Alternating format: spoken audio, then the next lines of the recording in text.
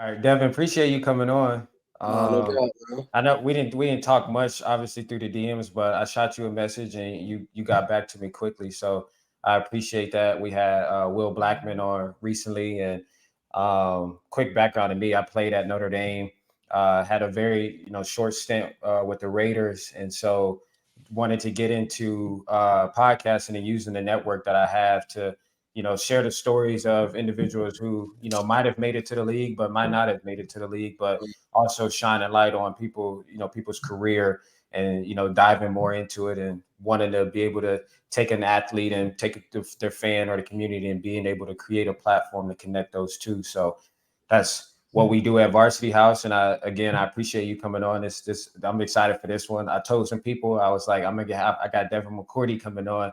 Everybody like, oh, we're gonna do. It's gonna be some stories. It's gonna be fun. So I appreciate you. You got a lot of fans, man. No doubt, man. I'm all for guys doing kind of creating their own content, trying to really jump into the media stuff. Obviously, that's what I've been doing as well. So me and my brother did our podcast for 4 years. So I think it's dope. I think for us as players, no one really shows us while we're playing high level in college that like you need to start doing these things to kind of prepare for when football stops. You got to kind of create your own path and journey. So anytime I can help out, man, love being able to do that. Appreciate that. So we'll knock out an intro real quick, and then we'll get going. Let's do it. Welcome to Varsity House Podcast. I'm your host, Sean Crawford. Got my co-host, Carl Jones. On this episode, we welcome former New England Patriot, three-time Super Bowl champion, 13-year NFL vet, Devin McCourty. Devin, appreciate you coming on. Nah, definitely, man. The only thing me and Carl was talking about, he got that weak flag in the back, but we gonna let the weak orange flag stay up there. Nah, yeah. Let's talk about it. Syracuse, Rutgers, but you played at Rutgers when it was a time of the Big East. That's a football. That we actually grew up on watching. Pat White run around with Steve Slayton, Ray Rice. Like the Big East was that conference. It'd be now. People look at it as basketball, but when we was growing up, that it was football. So kind of touch on, maybe Rutgers football. Now that you retire, you might have a little bit more time to dive back into it and go help out there. So touch on Rutgers and how can we get Rutgers back to, winning football? Yes, it's real out there right now, man. I think for one, it was an honor to be in that Big East because you know through the '80s and '90s, it was basketball. Like nobody cared about Big East football. Yeah, schools in there playing basketball like Providence and different schools, St. John's. They didn't even have football teams. So when I got to Rutgers and what we were able to do in that conference, and you talked about Pat White and Steve Slayton, like obviously we were all competitive in the conference, but when they went to the bowl games and they beat Georgia and they played some of these powerhouses and they won, it really put the conference on the map. And then going and competing against them. So love playing against Syracuse because they beat me one time my senior year, probably the most important one your senior year. But every other time we used to go up to the Carrier Dome and smack them up. But I think for Rutgers, it's being able to keep the guys home. It's always been the story that has plagued, Rutgers and, I'll probably say Syracuse, like all of these schools in this era, if you can keep the guys in New York and New Jersey, all throughout the state, if you can just tap in and get those guys that go to these schools, it would change, I think, the whole atmosphere because every year we're watching guys, whether it's in college football or then eventually getting drafted, and everyone's kind of looking at their body like, oh, dang, that kid's from Jersey. Oh, man, like he's from New York. So I think being able to do that, but, it's different. I think even when they bring in some of those skill guys, when you're in that Big Ten, you got to have some dogs across the board. You got dogs up front. And, I think for Rutgers, what they really need is they need an upset. They need to go and lose maybe by a touchdown or 3 points to Ohio State or Michigan, then eventually beat somebody, go beat a Penn State on the road or some that makes like that recruit say, hey, I can be the difference. Like if I commit right now, five other guys, six other guys follow me in this class, we can change it now. We can go and instead of losing by 6 points, we go and win those games. But like when you go and you're playing teams and it's like 68-3 or 70 to like as a recruit, you got those schools recruiting you that are winning the game like that. you're like, man, there's no way I'm about to go over there. So I think they're close. So I think they're better this year. They got Wagner this week, so that should be an easy win. But I think they gotta go and kind of disrupt something in the Big Ten, change up what everybody expects. Yeah, because the division y'all in ain't sweet either. I mean, I think They y'all put in. us on the hard side of the Big Ten. If y'all on the other side, things might have changed a little bit quicker. But I mean, Penn State, Michigan, Ohio State, that's a little rough over there. But what led you to go to Rutgers in the first place? I know you are from Jersey, so was it a hometown vibe thing? Only scholarship? Just what led you to stay home? Yeah, man, I had the options. Going into my senior year, I had one offer from the University of New Hampshire. So I was kind of thinking like that was going to be like I'm going to end up at UNH and go play at New Hampshire. But then during my senior year, my brother started to really kill it. Jay ended up picking up an offer from Rutgers, then Boston College, then Kent State, and I'm sitting there like, hey man, like there's two of us. Like, what's up? But all through senior year, still didn't get any offers. Boston College, Boston College really put the chip on my shoulder, and I had a strong hate for Boston College for a long time because when they recruited my brother, you guys know, like you go through the whole recruiting process and they do the in-home visit, and they came after Rutgers, and when Rutgers came an in-home visit, Rutgers was like, no, we don't have a scholarship for you yet, but we are definitely recruiting you. Like they played the game and they're like, we loved it for you to sit in on the meeting. So I sat in on that meeting, kind of in the back of my head, knowing like, well, he got an offer, I don't got an offer. So they don't really want me, but they're kind of being nice. And Boston College was just like, nah, he's not good enough to play here. You don't even need to be in the meeting. So legit, they came to the house. I was in my bedroom and we lived in a trailer. So like we wasn't in no mansion or big house. I heard the whole meeting being right in my room. So that kind of that really that put that chip of like I'm gonna show people, I'm gonna prove. But then Rutgers, we go down for a visit, and Rutgers ends up offering me on my the last day of the visit that Sunday. But they really only offered me because we went to Rutgers, and then the next weekend my brother was going to Boston College, so they was kind of hoping, all right, if we offer Devin Sunday, maybe they'll both commit before they leave campus. But they were mad. I just found out actually recently. So they offered me that Sunday, Monday. I know nothing else is coming. I'm like, I got New Hampshire, and then I got a chance to play Power Five football or whatever you want to call it. Before we used to call it 1A. So I committed Monday night, like, hey, I'm going to Rutgers. And then I found out Coach Shiano actually went to the assistant coach that was recruiting us and was like, we got bamboozled. We got the guy we didn't want. And because they thought Jay was going to commit to BC the next weekend, but he ended up coming. And then, as I tell people, I end up being a better player than him anyway. So it's funny how it all works out on, that whole recruiting process. I think a lot of people make mistakes looking for certain things in players, but like right there, you had two guys, identical twins. Like it just wasn't much difference between us. And it was hard for me getting scholarships or getting people to look at me at that stage. Like I wasn't ranked in the top 100 in the state or any of that stuff. So it really, when I went to college, I wasn't thinking, I'm going to go be in the NFL. I had that dream, but it wasn't kind of wide open when I first went to college. Mhm. You and talk about it like being I would say a late bloomer a little bit. You get to Rutgers and you redshirt freshman year, where your brother Jason, he goes in and plays as a freshman, and then eventually he leaves a year before you to the NFL and things like that. Kind of talk about it, because I got friends that I was there in my class. They were twins. They ended up playing at Michigan State together. One went to the NFL, one didn't. But I can't imagine being in a household with my twin brother, one getting the love.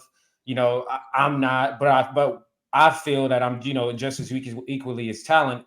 Kind of just, talk about I guess your mindset and maybe the motivation that you got just from this whole recruiting process, but also when you get on campus, you get redshirted, you see him playing.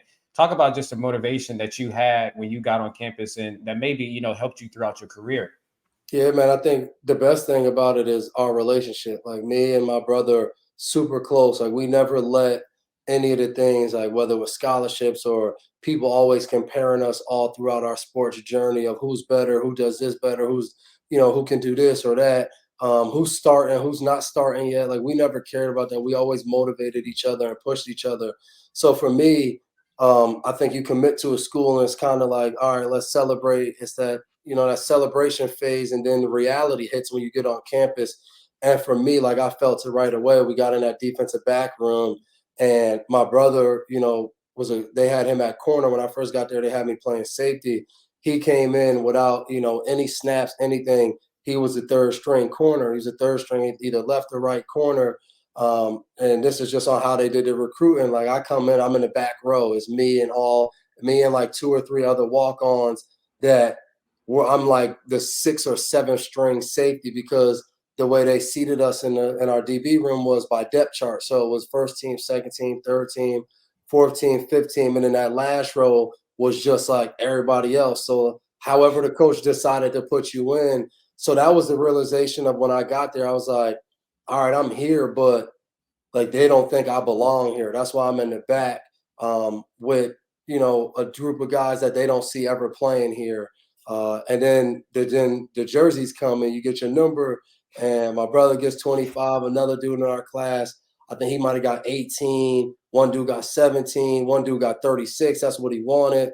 And I got 39. I'm like, damn. I was like, 39. Like, and everybody else don't understand, but as an athlete, you like, Man, yeah. 39, bro. Like, you let me know off rip what you think. I got the 39. So from that point on, like, I was so motivated. I wanted to prove to people that I could play. And, that redshirt year is always tough. You lifting 3 times a week. We had that non-travel 6:30 a.m. lift 3 times a week. And on the weekends, the team would travel. Sometimes I would drive back home and hang out with my mom and my aunt, and I'm watching the team and I'm supposed to be on, but they're on TV. So I remember that redshirt year, I was like, I told myself, like, I can't be here next year. Like, I'm either going to be playing or I got to transfer down, and maybe this isn't for me. And I remember coming back after my redshirt freshman year, starting my redshirt sophomore year. Really, I guess not starting my redshirt freshman year. We come back, we're in spring ball. We had one injury at safety, so I end up being the second string safety like that fast with seniors leaving. Move up to second string that year, that summer, and I was very fortunate. My DB coach Chris Demarest was at NC State, where he coached Adrian Wilson. He coached at Florida State for a little while. He was big on. He opened the meeting and he was like, I remember my freshman year, we got there. He was like, man, I don't care where anybody sits. He's like, that's not what this is about. I don't care how you got recruited here. I don't care how many stars you have. He was like, if you sit in the front row, and he'll have those guys in the front row, he'll say, turn around. He said, if you sit in the front row, those guys all behind you are coming to take your spot. He was like, and if you're back there, your job is to come take somebody's spot. And for me, that gave me confidence. Like, all right, I got a guy that's telling me if I play well enough, I'm going to move up. So that spring, I get in the second string and I'm playing well. Like, I'm in packages. I'm doing different things. I'm playing safety. I'm playing the nickel on some spots. I'm playing the little money / dime in other areas. So we leave the spring and the coach tells me, like, man, you did a great job. Very happy with your spring. And then we come back for training camp. One guy comes back and I'm third string. And I remember calling my mom and was like, first week of camp, I was like, we got to start calling these different schools. Like, we got to call all of the AA schools that recruited me. And just so happens the next week, the guy that was hurt got hurt again, bumped back up to second string, play on like 3 special teams units. The first game of the season, we play UNC, play North Carolina. We win. I only play special teams. And I was kind of like, damn, this still ain't it for me. Like, I want to play. And my brother sprains his ankle in the UNC game. The guy that was playing over me at the money position, at the dime position on third down, he bumped to corner to take my brother's spot for the next game. They put me in at the money, get a pick 6 against Illinois week 2, played well. My brother ends up coming back in 2 weeks, and they told the other guy, like, hey, we're going to just keep him at that spot. And the rest was history. Did that for a year. The next year, I didn't ask anybody. In the spring, I just moved to corner because the starting safety was a year above me, and he was a baller. Like, he was going to play until he left. And I was like, the corner, my brother's playing one corner, the other corner was a senior. Everybody else is my grade or younger. Like, I'm about to go compete. So I went and slid over the second string corner and ended up getting bumped up and started the rest of my career. So I just try to take advantage of every opportunity. Like I didn't want it to turn into like I'm getting treated wrong. Like I knew like when I got to college, like my high school career wasn't that great. Like obviously it wasn't just Rutgers. Every school, like I sent my film to Miami of Ohio, and they sent me a letter back. I was like, sorry, we reviewed your film at the time. We don't have an offer for you. So it wasn't like just these schools messed up. Like I want to prove to every school in the country that, man, you blew it not taking me in. One of the best feelings was playing all 13 years in New England, exactly where Boston College was, and always telling the media like, man, yeah, like if Boston College offers me, man, me and my brother probably end up at BC, but they didn't. So just a cool story. But I like telling young people that because they don't always understand that no matter where you see a person at, that might not be how their story got there. Like there's always a testimony to go with wherever you see somebody. And then, parlaying that, into going into the NFL, you finish your last season, being, first team All Big East. So kudos to you for that. Congrats to you for that. You get drafted first round to the Patriots, and so obviously, if you think back to that kid in high school, you think back to, the recruiting visits where you got to sit in a room and they're talking to your brother. And now you get into a position to where you get drafted first, in the first round to the Patriots. Like, I feel like that had to be a whole thing in itself, just to think about that piece. But that same motivation that you probably had when you got to Rutgers and the experiences that you learned at Rutgers, what did you take, from the not being the kid that's in the back of the auditorium, the kid that's in the back of the meeting room, to where now you got this expectation where we expecting you to come in, we expect to come in year one, produce, ball, be a leader on our team, where it's just like now it completely flipped for you. So did the motivation or did the energy that you brought, the mindset that you had, did that ever change, or was it just like, like this is the time, this is what you've been working for?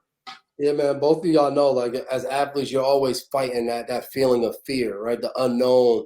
And for me, like now I get drafted in the first round. It was something I worked towards. I remember my last year when my brother was in the NFL. I'm like, man, I'm going first or second round. Like that was my focus. I remember my grade came back in the summer. I think it was like I think it was like 5 through 7. Everybody had me projecting. Then my brother goes and he starts 3 games as a rookie. So scouts kind of double back, like, hold on, like maybe we missed something. And I just remember my stock going up and up during the season. Like, all right, 4th rounder, 3rd rounder. Then the season ended. People like, man, this guy could possibly be a 1st and 2nd rounder, go to the combine, pro day, run fast. And now it's like, man, he might be a late 1st rounder. And I remember now I'm going in, I get drafted that night, celebrate. And now I'm going in for that introductory press conference, and I'm like, man, this is uncharted territory for me.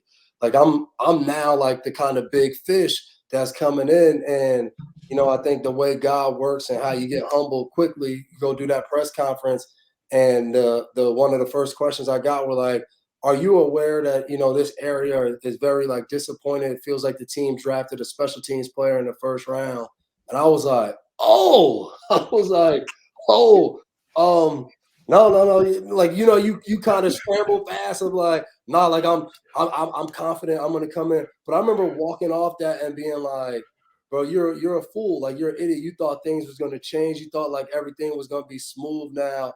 Like, nah, nothing changes. Like it's always doubters. There's always people. Like, do you believe in what you can bring? Like, are you confident in the work you put in? All right, like it's time to go do it now. Like it's not going to be any different. It's not going to be, everybody rolling out the red carpet. You're not that first rounder. You're not from the big time schools that when they came to the draft, everybody was like, man, I want my team to take them. Like there was Jets fans that wanted the Jets to draft me because I went to Rutgers. Like there was Jets fans that knew my name because I was in Jersey.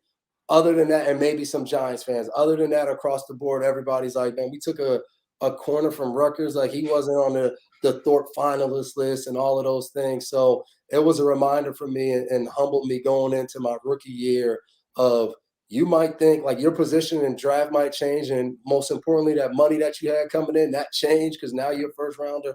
But what people think of you, that didn't change, buddy. Like you still got to go and put in the work and prove people wrong. I want to touch on real quick the draft night, the call you got from Robert Kraft on the phone. He says you're the perfect Patriot, and outside, obviously we don't know, but a lot of people talk about the Patriot way, and being a specific type of player, type of guy.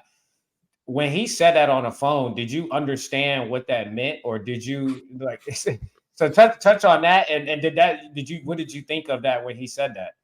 First off, man, like being at Rutgers, Shiano was close with Coach Belichick. So at Rutgers, we would always hear like Shiano would go up there during their mini camps and spend some time up there. So he would always come back with like the Belichickisms, like whatever Belichick was saying, and this and that, and Bill even spoke to us one time my junior year when we started off the season 1-5, and that was the first time like any interaction with him, and he came in there and he was talking to us. And I remember going in the draft, I was like, the one place I don't want to go is New England. Like all this stuff that Shannon keeps coming back, they do this, they do that. College was hard for us. Like Shannon was a tough coach.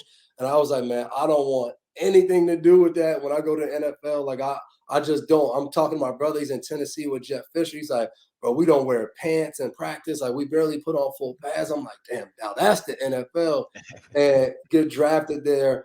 And like, I didn't even remember him saying that until I retired and they made that video and I watched it and he said that. And I was just like, dang, like, I wonder what they saw. Like, I didn't think I was going to be the perfect Patriot or any of those things. But I think then when I got there and understood what the Patriot way was about, it was about listening, playing for the team, and just working hard. And I think that's why you've seen so many veteran players come in there and have success. And again, it's not for everybody, but I think that's across the league. I think just New England gets that rap.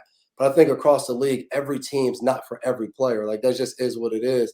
But I think when New England, if you're willing and you have those kind of attributes and that kind of mindset, like my brother came to New England for 3 years, he had success right away because he's a grinder. He's a 6th-round draft pick. He's willing to work hard and he wants the team to win more than he wants to accomplish his individual goals. And to me, that's what New England was all about. And I always used to tell players, like, your individual goals, money, all of those things happens, and it's better for you the more we win. So the type of player I was, what I was able to do in my career got magnified because I played in 5 Super Bowls and won 3 of them. Like all of those things helped my career. You can, like, when Aqib Talib was in Tampa and he came to New England, everybody was like, man, you're playing the best years of your football. Like this is. He was like, no, it's not. He was like, I was doing this in Tampa. Y'all just wasn't watching me. I remember dying laughing, but it was true. Like he was always a good football player. He was playing against some of the best receivers in the league, locking them up in Tampa. But then he comes to New England.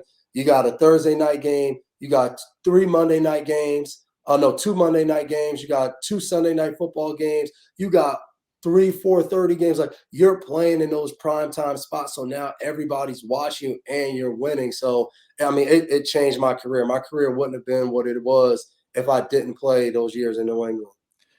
You talk about the Patriot way, though, like, and you hear this, like, that moniker everywhere, right? And then you talk about how people are like, oh, it's not for everybody. But then you got players like who big personalities, Gronk, Darrelle Revis, a bunch of other players. But what makes it for some players and not for others? Because I imagine someone like Gronk from the outside, that don't mesh from what we know about the Patriot way. Like, how is it for some people it's for them and others it's not? Yeah, man, you go Gronk, you go freaking Martellus Bennett, Randy Moss, like these guys that like everybody's like, it's not going to work. Because I think the first thing in New England is, does this guy love football? Like, are they in this to get fame and other things, or do they love football first? And everybody that I've named that's had success, like they love football. Like when I got to New England, the energy and the knowledge that Randy Moss had about the not just like playing, but the whole NFL and how he was able to just pour into peers, older guys, younger, like he would be at his locker and he would just be talking and you see like 25 guys because he had the stories, right? It was straight cash, homie. It was all of these things that he could tell you and everybody would tune in and listen. But then he would also be able to go talk to Bill and they could talk ball. They could talk about the safety rotation. They could talk about why he did this. Like Bill loved Randy Moss because he understood how much football Randy knew. And I think that's the stuff that people don't see. Like, yes, Gronk, when he got to New England when he was young, he partied, he did all, but like people didn't see like that guy would spend hours in the weight room. He would be in there trying to learn his playbook at a high level. He would do the dirty work of blocking the heck out of somebody. Like he would do all of those things. And that's what Bill loves more than anything. A guy that's a competitor, loves football, loves his teammates, and goes out there and competes. And I think when it doesn't work, I think that's sometimes a mix too, right? Like some guys come in and it doesn't fit because they're like, well, I'm not used to going out there. Like if you're in New England, you're practicing every day. There's no rest days. I played 13 years. I had one day where I showed up on an injury report and it said rest. Other than that, I was out there. And I knew that's what it was going to be because when I got there, Vince Wilfork was there. Vince Wilfork practiced every day, 11-year vet. Like he was doing that. Brady was the only guy that had some days off. And that didn't happen until like year 17 or 18. When I first got to New England, Brady would be out there every single day practicing. And a part of New England in the Patriot way was that's what the players were like. Brady didn't like it. Bill sat him down and said, like, hey, we're going to give you the day off. He was like, no, I want to go. Like, so when I got there, I didn't do stuff because Bill said, like, and again, Bill's a great coach, but I tell people when you get professional sports, like it's all grown men. So like if another grown man decides like I don't want to listen to that grown man, like that happens all the time. But you get on a team and now you're like, bro, this is Tom Brady. Like this is great. Like I watched, that's Vince Wilfork, like so you get there and like these are the guys you've watched, you saw, you want to be like them and you see them doing things a certain way.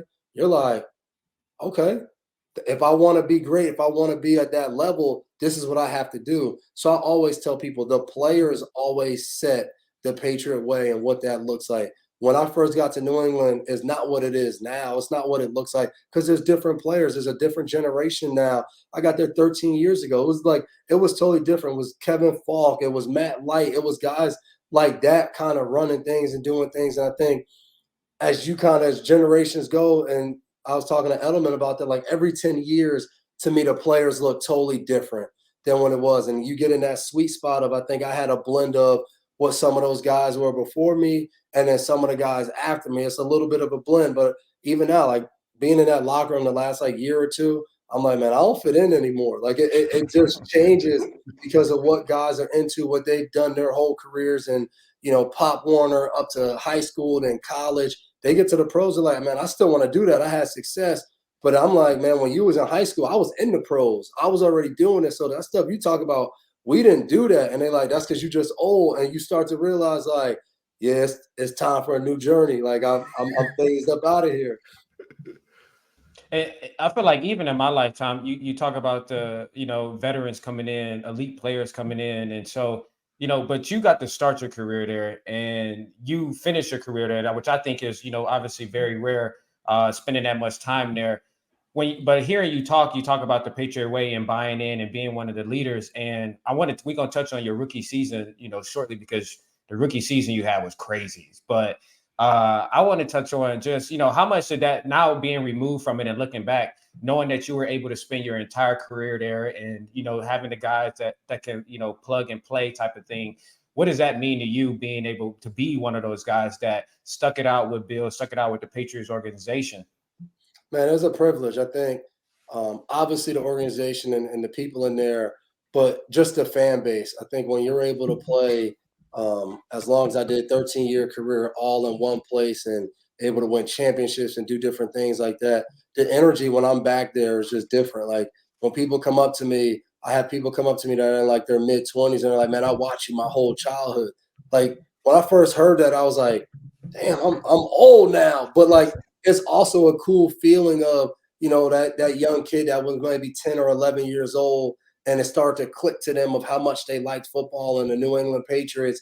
And they're like, man, I love the energy or the speeches you gave before the game. So like you became my favorite player and I got to watch you year in and year out. I met you I've met people like, man, I met you when I was only 8 years old. Like it's crazy seeing. So I think like that energy to me is what made it special. Obviously being, with Bill and Mr. Kraft and, the different people in that organization and Matthew Slater, who's like a big brother to me.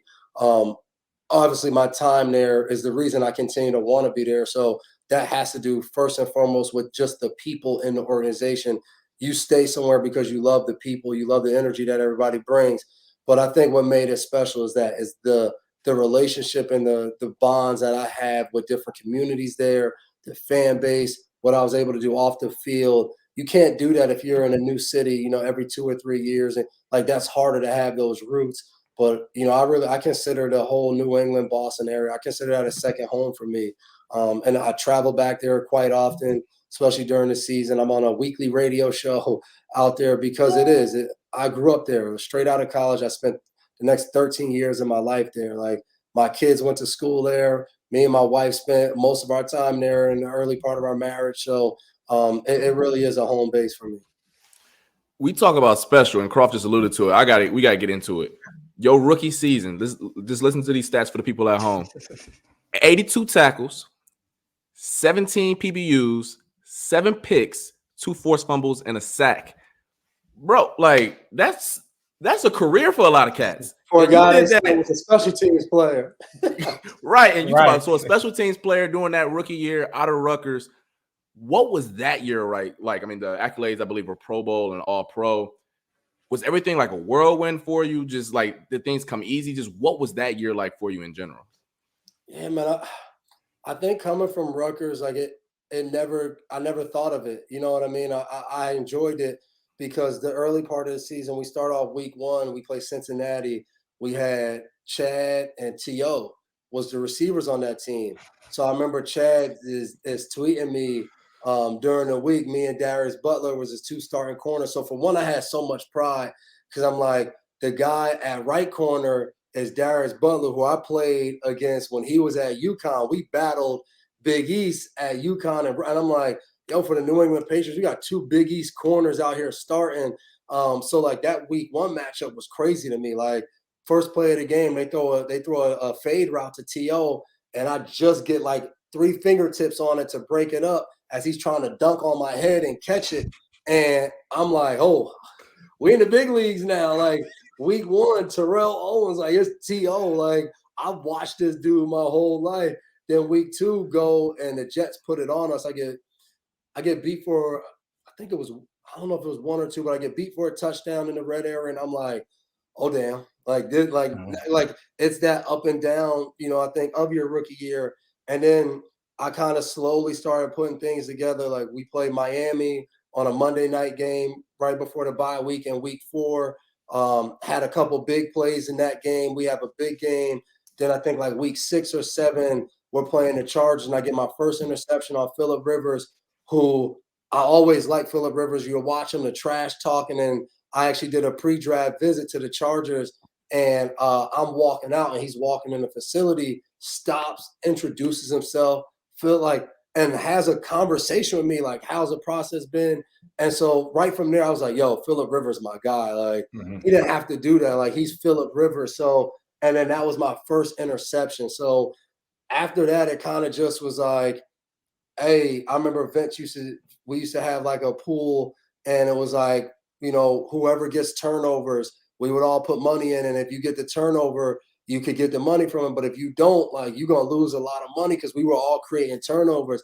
And I remember I used to say to Vince, like every week, somehow I'm showing up in this thing. I'm going to force a fumble. I'm going to get an interception. And it was funny because like that was the battle. Like we were all trying to battle each other out to make sure you wasn't coughing up too much cash. But it was fun, man. And I never, what I think why it was a special year, I never stepped back and said, like, let me just look at this. I just stayed in the moment and enjoyed it, but I stayed focused on what was next at hand. And then ultimately ended up playing in a Pro Bowl, which as a rookie is the craziest thing you could ever be a part of, because like it was me, Nnamdi Asomugha, and Darrelle Revis was the 3 corners. So Revis went to Pittsburgh, another Big East guy. So studied Revis, I looked up to Revis. So now I'm like, yo, this is Revis. Nnamdi doesn't play with his ankle. So they fly Champ Bailey in, and they're like, yo, by rule, because you got selected and Champ was an alternate, you have to start. And I'm like, nah, bro. I can't. I went up to him and I was like, yo, Champ, like I can't like go, like, yo, we had a poster in college of you on the wall, like, and it was like, nah, it's an NFL rule, you have to. So, But like I like that experience to me was by far the craziest. Like I'm playing corner with Champ Bailey and Darrell Revis. Like I got pictures on the field with those three guys. And then I went out there and got an interception in the Pro Bowl game. It was just like I just remember like that whole atmosphere, everything about it was just probably one of the dopest experiences from a straight football standpoint that I ever had at really just a young age in the NFL. Mhm. The amount of confidence to come back for a great year too, and being named captain year two, and then also being able to go to the Super Bowl year two. So, I mean, being selected by the Patriots at the time you did, you had a lot of you had some great years for sure. Obviously individually, but also team wise. And so, when you come from Rutgers, or you come from a high school that maybe not be used to winning championships, or a program like Rutgers where you didn't win championships. You talk about being 1-5, and then you come into an organization that's had great players at your position. You look at Darius Butler, Ty Law, Asante Samuels. Like those are the guys that you're now replacing or playing with. And then you get into the locker room and they see the talent that you are, but they also see the leadership that you have, and you become a captain year two. Talk about just that transition from being a playmaker, being a Pro Bowler, to where it's just like you walk in the building, and this I could relate this to being a freshman in college, where it's just like you come in there, you work hard, you want to be liked by everyone, you just want to do everything right, Yep. you want to make the plays that come to you. Whereas like now year two, they like, well, we know you can make plays. Now we need you to bring everybody else along, even the guys that's been there. So what was it for you that helped you take that step, into that leadership role?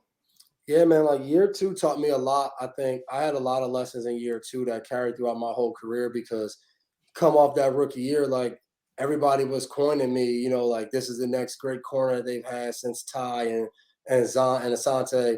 And I'm like, man, like this is dope. Like, and then second year don't go well. Like playing wise, it's not going well. I'm giving up plays. I'm like what you just said, man. I'm trying to now go make plays where I think as a rookie, I was just taking the plays that came to me, but now I'm watching more film. Like I'm thinking, like I'm understanding this game. Like I'm seeing where I can do, and it's not working out. But I'm also a captain now. Like I'm a captain in year two. Like what the hell does that even mean? Like how who am I supposed to lead? Like, but now I'm a captain, but I'm not playing the way I played last year. I had a meeting with Bill. I remember my corner coach kind of set me up. Was like, hey, I need you to come in early. We're gonna meet. I get there early. He was like, hey, actually, I made a cut up. You're gonna meet with Bill. I'm like, but you didn't think to tell me ahead of time, like as I'm coming in, like, yo, you gotta go meet with the head coach. So we sat there for an hour and all we did was watch bad plays. I swear I thought I was getting cut. I was like, yo, I just sat with the head coach for an hour and him like not yelling or screaming, but like quietly kind of easy going cursing me out for like plays from like 3 or 4 weeks ago. It was like the weirdest kind of meeting, but it taught me something because like being a leader for one is not about just you, right? Like you mentioned before, we went to the Super Bowl that year. So here I am, I'm learning the difference between having a good team and only focusing on your individual goals. So yes, I'm not playing the way I want to play as an individual, but as a team, we're having great success. We're about to play in a Super Bowl. And I learned that don't ever be so focused and be so closed-minded and kind of arrogant and focus on yourself, self-centered, that you lose kind of your mind and you lose grip of, dude, you're playing a team sport. You're about to play in a Super Bowl. What everybody dreams about as a kid. They dream about playing in the Super Bowl. You're about to do that. And I learned that, and I never let my play dictate my energy or anything else after that year. That year was tough. Like going from such a high to then such a low. Everybody else said I was so great the year before was writing articles about this guy's bad. Like, I don't know how they're going to fix this or remedy this, what went wrong. Like, you're just seeing all of those things. And I think going to the Super Bowl, even though we lost, I think taught me a lot about myself and the type of player and leader that I wanted to be going forward. Mhm. We lost Carl, but we'll get him back soon. Even now, looking forward a little ahead, you talk about just that learning curve that you had in year two, and I want to touch on, maybe even a bigger learning curve that you had in year three when they bring in a guy like a Key to lead, where you may know, like, after this bad season I just had, I might, that could be my replacement. But they move you to safety and things like that. I want to touch on that a little bit too, because I think that could speak to a kid that is in college that may their role may change. Their role may become smaller or bigger, however it may be. But you're playing. You've already obviously been a Pro Bowler already. You've been a All Pro. You've been to a Super Bowl, and then year 3 they ask you to change positions. And being a guy who went first round as a corner early in your career. So kind of just touch on just, how much that affected you and where, that had you play out for the rest of your career with the Patriots and just, your career in general. Yeah, and you mentioned, I think, helping young guys of figuring that out. So the thing, like, even when I talk to young players, I'm always going to be 100% authentic and honest. I hated to move. When I first moved me, I was pissed. I'm thinking from a business standpoint too of, I'm playing corner right now, and if I can, I went to a Pro Bowl, like I got a shot. Like I know I had a down year, but I'm like, I got a shot to really hit this thing. Like playing corner, I'm looking at the contracts, what guys are making. Like I want to make good money. I want to play football and get rich. Like we all want to play and we love the game, but there's that business aspect and the business side of it that we want to get paid. So when I moved at that time, the corner and safety market was so drastically different of how much more corners made compared to safeties. So that's what I'm thinking about. I'm like, damn, like I'm getting moved. And I'm like, I feel like we changed the defense. Like it doesn't fit me anymore. And I'm kind of like, man, if I was somewhere else, and like all these things are going through my mind. And then I remember I'm talking to my brother and he's like, bro, you got to settle down. Like, let's see what happens. Let's just go and figure it out. And so then I moved to safety and I'm like, all right. And my second year, actually, towards the end of the year, I was playing corner. And then on third down, I was moving to safety. And I really hated that because that's just like a weird, like, yeah, you're starting at corner and then you're moving to safety. And then the next drive, you're going back to. So then that third year where, I start the season playing corner and then the team kind of figures like, all right, we're going to make a move here. So they move me to safety. So now I'm playing safety and then big move comes. We trade for Aqib to leave. And Aqib was one of those loud personalities and all of that. So it was like, man, how's this going to work out? Talib had a huge impact on my career because I think me getting an opportunity to be around him, he was a guy that was very confident. He knew what he wanted to do, but he was also a very smart football player. So I learned a lot from the different schemes he had played in that he was able to show me like, hey, this is what we did when I was here. And then me saying this is how we do it. I learned a lot of football from him. And then watching him day in and day out, the work he put in, studying film, gave me even more confidence going out there because I'm like, man, like playing with this dude, like he got that it about him. First game he played, he got there for a week. We go and play a game. He gets a pick six against Indy, which was super impressive. But it was also impressive that the dude picked up the defense and was out there for almost every snap playing with us, playing corner. And then at that time in my career, our bonds as a DB unit took off. We started going to dinners. In the off season, we'd be off on Wednesday. Every Tuesday night, we were all going out. We were having fun. So that was a huge part of my life. But I think just sticking with it and saying and being realistic with myself, like, where are you going to go? They move you to safety. You better make sure you stay in the league. You better go figure out how to be a good safety before you end up now cut from a team or traded. And now, so that was my goal. And, move that third year. And then that fourth year, I got second team all pro at safety. So now it's just like, I'm like, oh, nobody got to tell me anything. Now it's time to go see, hey, how can I be the best safety in the game? How can I move up this chart? And, go into 13, like I said, finish second team all pro, come back in 2014, get 4 interceptions, but 2 get called back. And now we're going into free agency and everybody's like, man, he's a top free safety on the market.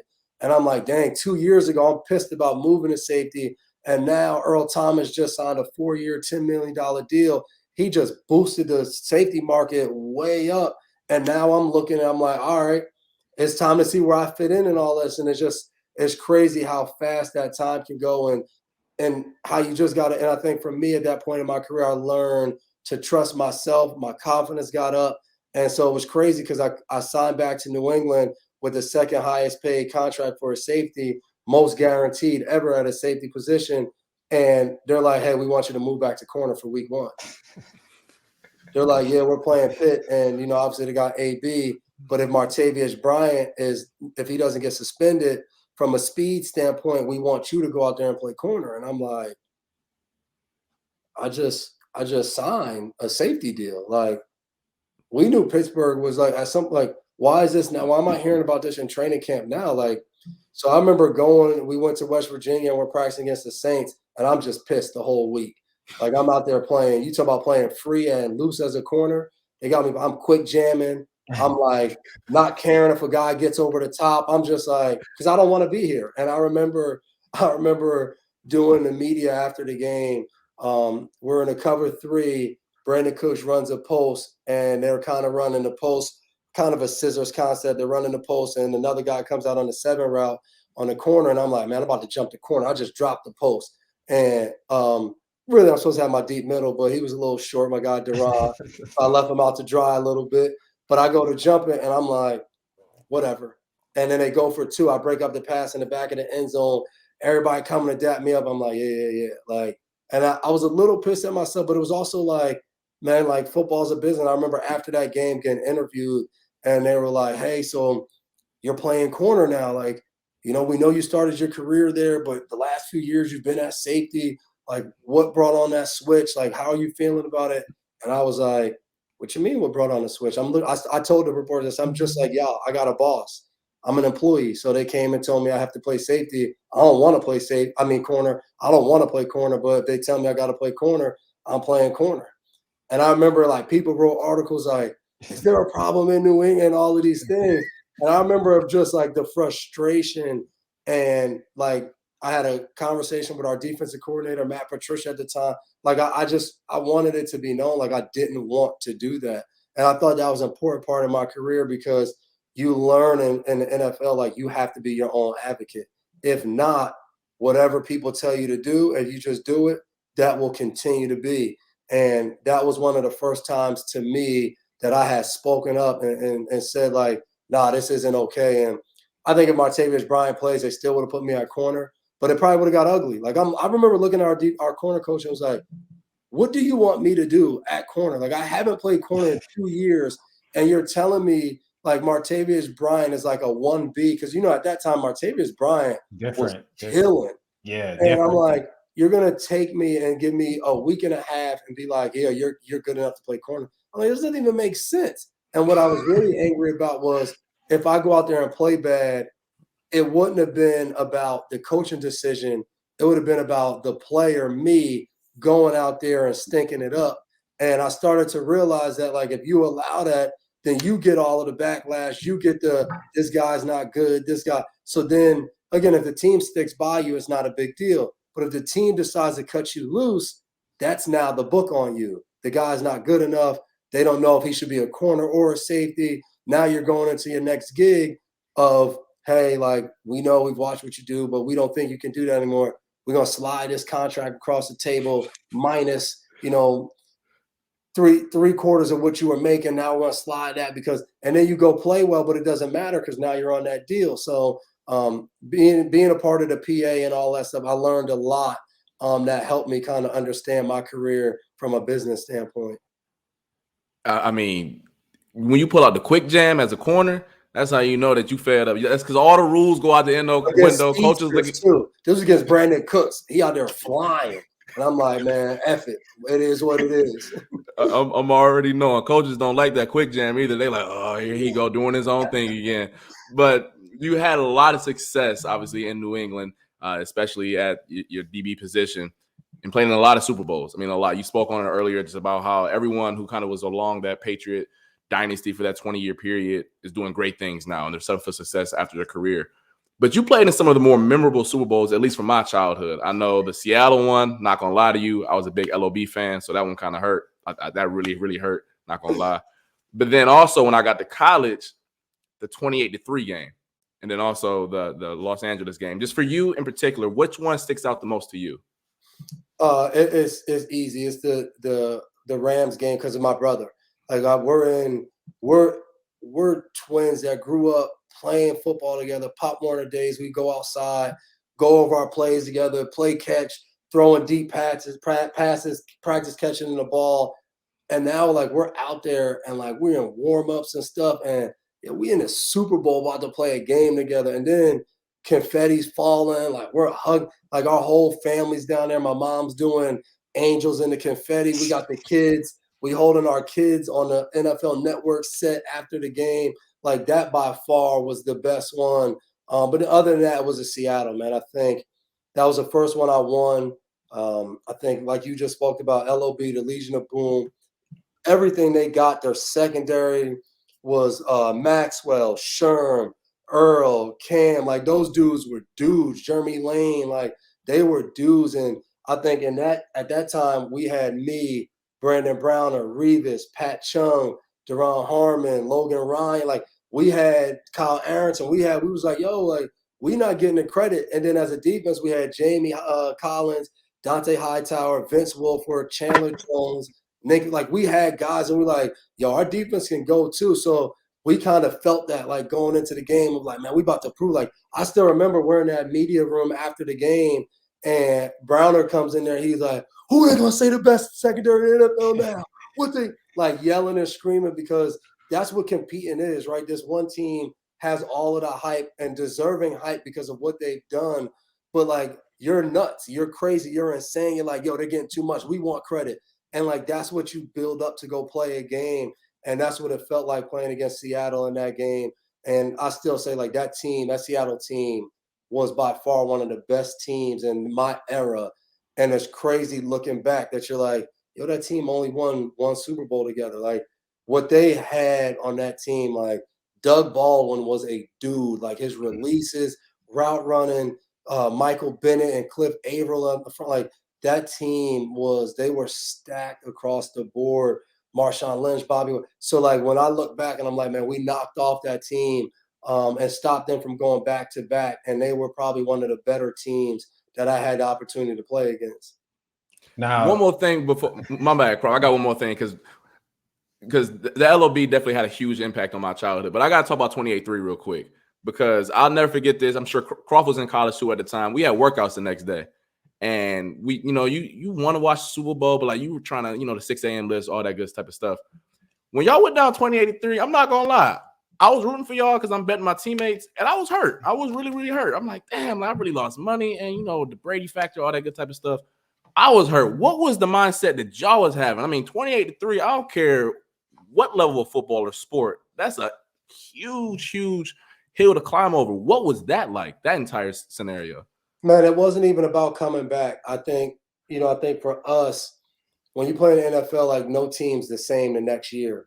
And I think we really enjoyed that team, like playing together, the laughs, the jokes. We had a Chris Long that year who was hilarious, like his energy. And I think we all kind of came out of halftime of like, yo, if this is the last time this team gonna be together, we can't go out like this. Like we can't go out. This goes 28-3, 35-3. 40, like we was like, yo, we're like, we can't, like, we just got to come back and make this somewhat respectable from a team standpoint. And then next thing you know, like you make a couple plays, you could kind of see their energy, right? They was going off the field, like talking trash, and now they just kind of jogging off, nobody saying anything. And then it just starts to build. And I think across the board, we didn't point fingers. Like we didn't get in the locker room and being like, man, like the defense, you suck, or like, man, offense, y'all threw a turn, like Tom, you threw a pick. Like nobody said all that. It was like, yo, we just gotta, like, we love playing with each other. We just gotta go out there and play and see where I think somebody said that, like, see where it takes us. Like, let's just go out there and see if we just play the type of football that we think we can play and that we've done all year. Let's just see what happens. And once you start digging into a lead, and I think especially when you got 12 on your team, when you got Brady, everybody gets nervous as a game gets closer because he's that dude. If the game is close enough, he's going to, like at Seattle, fourth quarter, he was 11 of 13, like 2 incompletions. That second half of that Atlanta game, he was like that thing because and then as a defense, you like, yo, we just got to keep getting, I remember saying it was like, we got to just keep giving the ball back to Tom. Just keep getting him the ball back. And when High got the strip sack, I think right then and there, we were like, oh, it's a wrap. Like we here now. We're gonna win this game. That interception was special too, though. But I also want to talk about in that game, Edelman, and I want to touch on Edelman because I feel like outside of Gronk and Tom, I feel like you and Edelman probably might be two of the most loved people in that organization and around the community. He got there a year before you, Yep. and maybe a little bit of different start because obviously he was a later pick and things like that. But I feel like you both grew together, where he was on the offensive side of the ball doing his thing. He played a little corner too that I saw. He got a little corner run. Y'all was just throwing anybody at corner at one point. It was like That's how bad we were in 2011. yeah, they always throwing anybody at corner. But I want to talk about him because I already know just like in practice, like the competition that you had, that the reps that you got against him and even, Wes Welker and other guys. But I want to talk about just, having that relationship with him and being able to grow with a player like that and to win those Super Bowls together. And you talk about him making plays in that Super Bowl, huge, huge catch in that game. And then you making plays in that game. What was it like to have a guy like that where maybe be undersized, but just a fierce competitor, probably like yourself, that you were able to go to work with each and every week. Yeah, man, he's a dog. I hated playing against him in practice. Like we would be in there almost fighting because super extra, gonna block you, gonna headbutt you. He gonna do all that stuff in practice. And what I love about with Jules is we're still competitive. Like he goes on Fox to open a year this year, and the first thing he brings up is he's like, "Yeah, I'm not gonna wear all my rings like McCourty did when he went and started his first day on the other network." But that's what I love about it. I think we all took that. I think we all had a chip because when we got to New England, they had 1 to 3 Super Bowls previously. So our core all came around the same time, in '09, it was, Pat Chung, it was Edelman, it was Sebastian Vollmer. In my year, it was me, Gronk, Spikes. It was so many different guys. Then Nate Solder came in 11, and 2 years later, it was Hightower, Chandler, Deron Harmon, Logan Ryan. So, like, next thing you know, James White came next. Like, you looking and you're like, yeah, we kind of built a core up right here where like we got guys that can. So I think we all grew and we all had kind of that little bit of that kind of, yeah, I'm gonna prove people wrong. Like people doubted me most of my career. So you spoke about Jules being at Kent State, a quarterback, 7th round draft pick coming in, playing behind West, being a punt returner. But like always, like with Jules, he's a nut. Like he thinks he's better than everybody. And that's what he wanted to prove. And I think our group, we were all tired of, are these guys going to be able to win a Super Bowl like the other guys? Like that's all we used to have to hear about. We used to have to hear about the other guys before us, the Teddy Bruschi's, the Willie Macks. Like we got tired of it. Like, yo, those guys are great, but like let us be us. Let us shine and do what we do. So I love that because I think our whole group was built like that. Like we would always talk about that. If like a former Patriot player says something, we'd be in the locker room like, man, F him.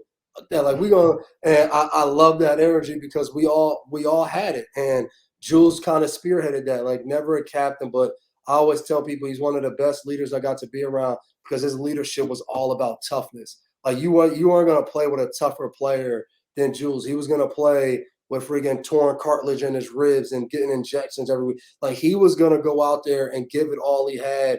And when you were his teammate, you were like, I got to match that. Like, I got to bring my toughness up to his level because I can't just be out here looking weak as this guy's out here undersized, tough as hell, coming in here, crack blocking people, doing all of those things. One of my favorite teammates, hated competing against him in practice, but on Sundays when I was sitting on the bench, I loved watching him going out there. Even the time when we used to be on kickoff, he would be on my side. He would be the fast, contained guy. I'd be the kind of safety come down and get it over the top. And I would tell him, he was like, man, the guys, I was like, yo, Jules, I don't care if you contain. I said, just go play fast. I'll make you right. And he go down there and make plays and he point at me. And I just like that was always his energy. And we had good times playing together. He was definitely tough because I remember that Seattle Super Bowl, Cam Chancellor put a hit on him. I was like, with the spotter they got now in the booth, he would have had to come out.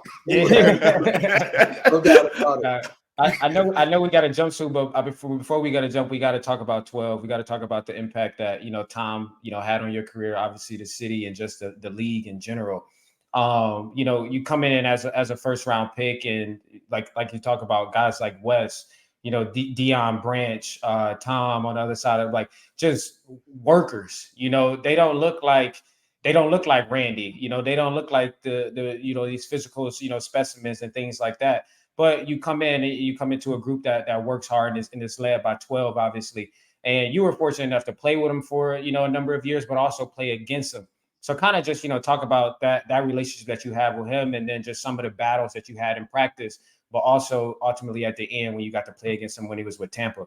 Yeah, man, I think I tell people all the time, man, he's the greatest, not just because of what he was able to do on the field, but because he was an open book. Like he allowed younger guys like myself to come in and have a connection with him, learn from him, and different things like that. So now we'll chat every once in a while. I didn't get to go when he went back and they honored him in New England because I was in the studio, but I sent him a text message because I love telling him and reminding him like what he means for younger guys in the locker room for when they came in. And I think for him, I don't think he always understands that impact of like, yo, dude, you're Tom Brady. Like he wants to be one of the guys. Like that is his thing. Like he doesn't do anything special. He's one of the guys, but like you're not because you're Tom Brady. So like when I came in there as a rookie and he came up to me and was like, hey man, I'm Tom. Like we're so excited to have you here. I was like, yo, for one, I'm like, yeah, I know who you are, bro. I know you're Tom Brady. But like I called my mom that night and was like, yo, Brady knew who I was. And like that's the impact because of what he was able to do when we were kids. And then he's still doing it when you get to the NFL. So it blows your mind.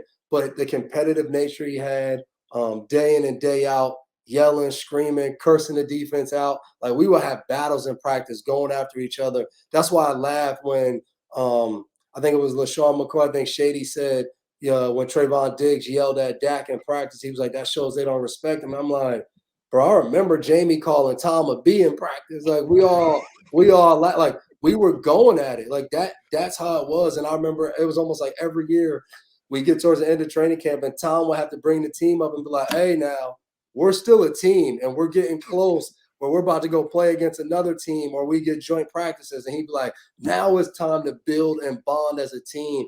But like other than that, training camp, springtime, I remember one time he wasn't at most of the OTAs and he came back just for mini camp. He's on there bombing us up. Him and Gronk throwing deep passes. Tom's on the other side. He's over here giving us like he's going ham, talking trash across the field. And then day two, we're killing the offense and we're right back at him. Like that's how he was. Like when I say that, like I mean it. Like he was one of the guys. Like he wanted to be in that, the banter, the back and forth. And then playing against him was so fun because I knew a lot of the little things that he liked to do in practice. He knew how to move me in the middle of the field and different things. He knew what I was looking for. He knew what I was taught. I knew what Josh McDaniels used to teach him and all those different things. So we laughed and joked about it after the game of all the different things that he was trying to do. We were in the middle of the game. We ran a blitz zero against him, and I'm just about to hit him, and he throws it for a first down. He's like, really, Dev? You're going to blitz zero me? You think I don't see that? And I'm just dying laughing. So ultimate competitor, man, but just a great teammate. Like he was a better teammate than anything else that he was in his career. And I think that speaks a lot because the dude was everything that you could want in a football player. And his career was the best career for anybody to ever play the game. But him as a teammate, man, like I still remember as I got older, younger guys coming in and we were in a group chat one time about something and dude was like, yo, is that Tom's number? And he was like, yeah, babe, save it. That's me. Save it. Text me if you need anything. And he was like, he sent the video like I can't believe I got Tom Brady's number. Like, and I think those things are just so dope because he could be worried about like, man, what is this guy? Where is this guy gonna be in a few years? Like, I don't want him to have my like, yo, we're teammates. Yeah, text me if you need something. Like that. I just think that's so dope of him. Now, the common question that everybody asks now is was it more Tom or was it more Bill? You obviously were in the locker room with both of them. And then obviously when Tom left, what's your take on that question? Two greats can exist. I don't think you have the success with just one of them. I think even with Bill being there, like everybody's killing Bill now, and they're like, Bill's record without Tom is blah blah blah. And I'm like, yeah, we have a season in Cleveland. You have the 2008 season when Tom got hurt. You have 4 games in 16, and then you have post Tom.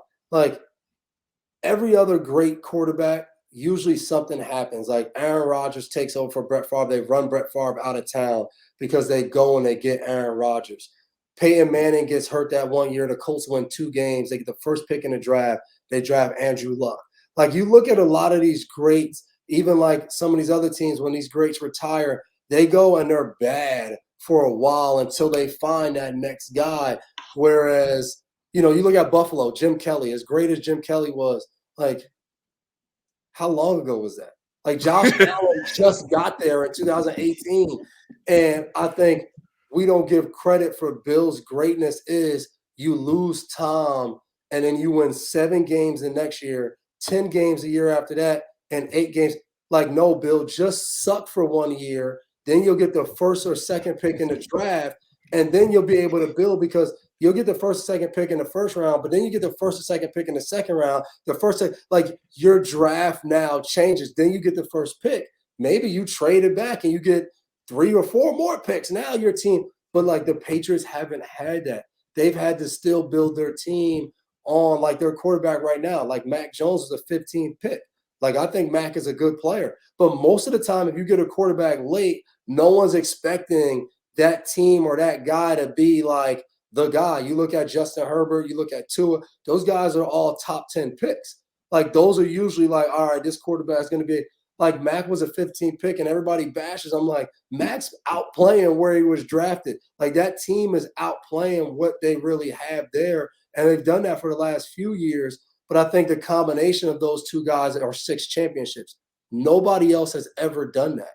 With those guys are separate, I still don't think anybody does that. Like, I don't think Tom, with a different coach, goes and just wins 6. We saw that in Tampa. They won 1 right away. And then I've even talked to him about some of the struggles year in and year out, having to try to get back to that spot because it's hard. But you need a coach and you need a top player to understand what they need to do. And I think Tom and Bill had the perfect kind of blend of that. And I think obviously after a while, I think Tom, 20 years under one coach and all of that, I think he needed his space and he went to Tampa and showed how great he really is by going and walking in the locker room and saying, yep, I just got here and we're going to win a Super Bowl year 1. I thought that was his stamp of don't mention me with the greatest, mention me as the greatest. Like, I am him. And I thought he did that going to a team like Tampa, didn't make the playoffs. And then he goes there and he's like, nah, we got talent. Like, they just needed me. And that's what they did. They had him and they went and won the Super Bowl. Mm-hmm. Now, Devin, I appreciate you coming on. Appreciate you giving us your time. I saw you do some work in the community. So before we hop off, I definitely want you to, give some attention to that. And, maybe there's some ways that our listeners could donate, give back to, some of your causes. So touch on that for a little minute before we hop off. Yeah, man. Started with sickle cell. My sickle cell runs in my family, so got involved in doing that my second or third year in the NFL. And from there, it kind of just took off of being involved and doing that because of my family. But the bonds built through the community, and then a lot of social justice work of just trying to help communities. I'm passionate about that. I'm on a couple different nonprofit boards of just giving back and trying to create and make a difference. So I think just follow me on social media, all the different things that we do. I'm always highlighting it from there. But I think as an athlete or anybody that's been blessed with things, I feel like I've told my journey and my testimony today. And I think for that reason, a lot of things went right for me. And I think I need to pay that forward and give other people opportunities to live out their dreams and goals. And that's why I love being able to give back in the community. But hey, my last piece words, thank you so much for hopping on. And I'm happy that I was able to speak to somebody who shared the same hate for BC that I got. So that's all I love in that. I'm a Notre Dame guy, so I hate BC as well. I appreciate y'all, man. Keep doing what y'all doing. Love the work. Looking forward to keep watching y'all throughout the years, man. All right, bet. Appreciate you, Dev. Appreciate it, fellas. Have a good one. This is Varsity House Podcast. Your host, Sean Crawford, with Carl Jones. Our special guest, Devin McCourty.